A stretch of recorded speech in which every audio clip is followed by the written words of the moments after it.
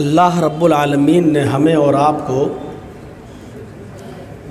اس دنیا کے اندر پیدا کیا اور اپنی ایک عظیم نعمت زندگی سے ہمیں اور آپ کو نوازا۔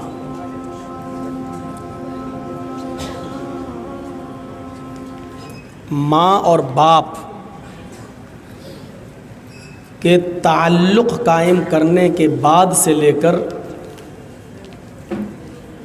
آخری سانس تک وہ ہماری پرورش کرتا ہے۔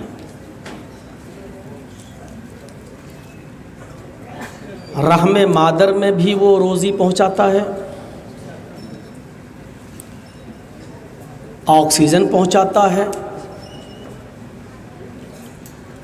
9 مہینے تک ماں کے پیٹ میں بھی وہ ہماری حفاظت فرماتا ہے۔ 9 مہینے کے بعد جب ہم اپنی ماں کے پیٹ سے باہر آ کر اس دنیا میں جب آنکھ کھولتے ہیں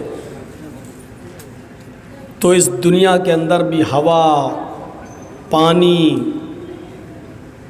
اور غذا کی کثرت، الغرض جن جن چیزوں کی ضرورت ہمیں اور آپ کو پڑتی ہے زندہ رہنے کے لیے، ان تمام چیزوں کا انتظام اللہ رب العالمین اس دنیا میں پہلے ہی سے کر دیتا ہے۔ آپ نے دیکھا ہوگا کہ ایک لڑکی کی جب شادی ہوتی ہے تو شادی سے پہلے اس لڑکی کے پستان میں دودھ نہیں ہوتا ہے، شادی کے بعد بھی دودھ نہیں ہوتا ہے،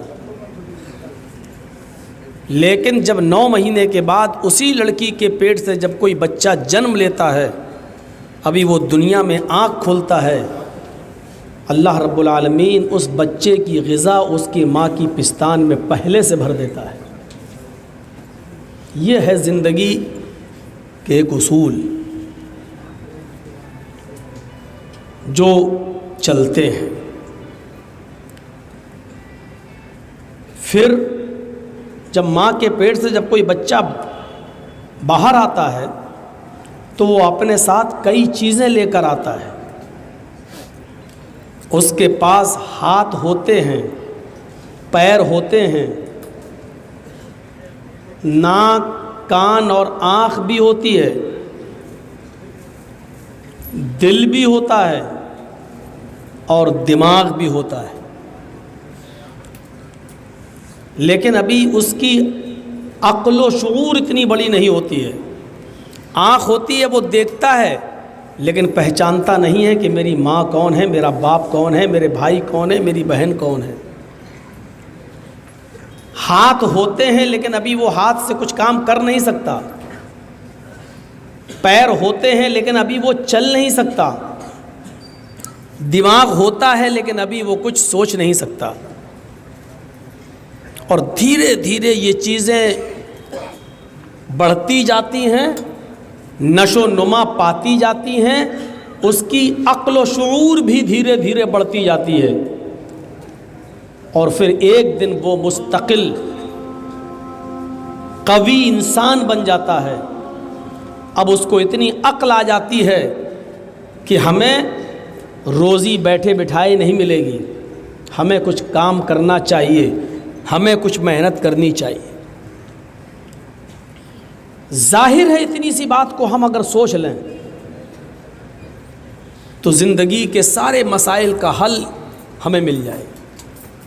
جس رب نے رحم مادر میں ہمارا خیال کیا، ماں کے پیٹ سے باہر آنے کے بعد ہمارا خیال کیا، ہم کو پال پوس کر بڑا کر کے جوان و بالغ کر دیا،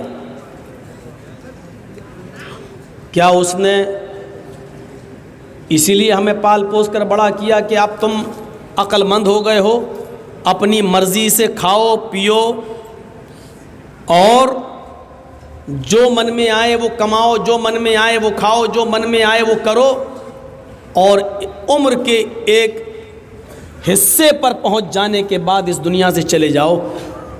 کیا اسی مقصد سے اس نے ہمیں اور آپ کو پیدا کیا؟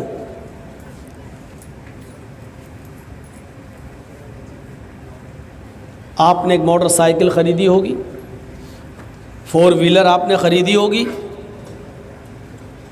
آپ کے پاس پیسہ ہے، دولت ہے، بڑے بزنس مین ہیں، 10 لاکھ 12 لاکھ روپے کی آپ نے سوئفٹ خرید لی، گاڑی کے مالک ہیں آپ، لیکن گاڑی چلانا نہیں جانتے ہیں آپ، تو یہ گاڑی آپ کے کس کام کی ہے؟ آپ کے پاس زندگی ہے، آپ بیٹھے ہیں یہاں پر، جو یہ چپل اٹھا کے اٹھ رہے ہیں وہ بھی یہاں بیٹھے تھے، اب جا رہے ہیں، اٹھ رہے ہیں، بیٹھ رہے ہیں، یہ سب آپ کر رہے ہیں یہاں پر۔ یہ یوٹیوب چینل والے بھی اپنی حرکتیں کر رہے ہیں یہاں پر، رات کے 12:30 بجے تک ابھی ان کی سیٹنگ صحیح نہیں ہو پائی۔ یہ زندگی ہے ہماری جو ہم کر رہے ہیں، سب ہم زندگی کے مالک ہیں، لیکن زندگی کیسے گزاری جائے یہ ہمیں پتہ نہیں ہے۔ 10 لاکھ کی 12 لاکھ کی ہم نے گاڑی خرید لی، گاڑی کے مالک ہیں ہم، لیکن گاڑی چلانا نہیں جانتے۔ جرجیت صاحب نے 10 لاکھ روپے کی گاڑی خریدی، چلانا جانتے نہیں، بیٹھ گئے، ایکسیلیٹر پر بھی پیر صحیح سے جمتا نہیں ہے، دھوکے سے دب گیا، تیز بھاگی اور ٹھک گئی۔ صاحب میری گاڑی تھی، میں اس کا مالک تھا گاڑی کا، لیکن گاڑی ہم ہی سے کنٹرول نہیں ہو پا رہی ہے۔ کیوں؟ اس لیے کہ گاڑی ہم نے خریدی ضرور ہے، لیکن گاڑی والے نے گاڑی بیچتے وقت ایک کتاب اس نے دی تھی، اور اس کتاب کے اندر اس گاڑی کے چلانے کے نیم اور اس کے اصول لکھے ہوئے تھے، اور اس میں یہ وارننگ تھی کہ ہمارے بتائے ہوئے اصولوں پر گاڑی چلاؤ گے تو گاڑی چلے گی، ورنہ یہی گاڑی تمہارے لیے وبال جان بن جائے گی۔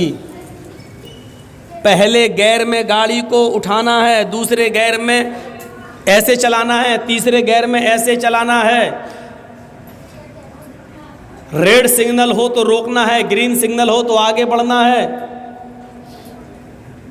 گاڑی چلانے کے سارے اصول اور ضابطے اس کتاب کے اندر لکھے ہیں، لیکن ہم نے کتاب کھول کے بھی نہیں دیکھی، یہ سوچ کر کہ کیا گاڑی تو ہماری ہے، ہم اس کے مالک ہیں، ہم جیسے چاہیں گے ویسے چلائیں گے۔ تو میرے بھائیوں، یہ گاڑی نہیں چل سکتی ہے، یہ گاڑی آپ کے لیے مصیبت بن جائے گی۔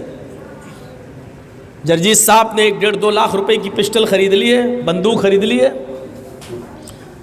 رائفل خریدی ہے شکار کرنے کے لیے۔ اب جرجیت صاحب سمجھ رہے ہیں میں تو رائفل کا مالک ہوں، جیسے چاہوں ویسے چلاؤں گا، چلانا جانتے نہیں ہے رائفل۔ شکار سامنے گزر رہا ہے، تان لی اس کے اوپر بندوق، لیکن جو حصہ سینے پر رکھنا چاہیے تھا، کاندھے پر جو حصہ سینے پر سٹانا چاہیے تھا، اس کو تو ہم نے شکار کی طرف کر لیا، اور جو حصہ شکار کی طرف ہونا چاہیے تھا اس کو ہم نے اپنے سینے کی طرف کر لیا، اور چلا دی گھوڑی، دبا دی گھوڑی۔ شکار مرے گا یا آپ مریں گے؟ رائفل تو خرید لی ہم نے 1.5 لاکھ روپے کی، 2 لاکھ روپے کی، لیکن چلانا جانتے نہیں۔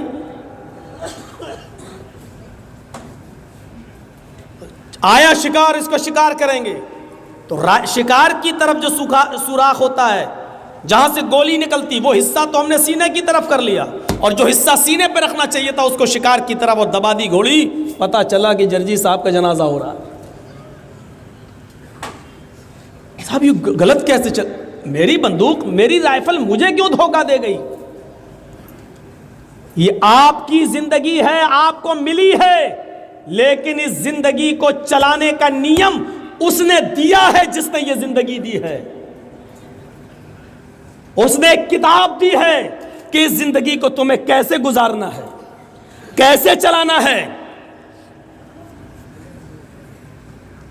یہ ہمیں قطب مینار کے یہ اچھے نہیں لگ رہے ہیں۔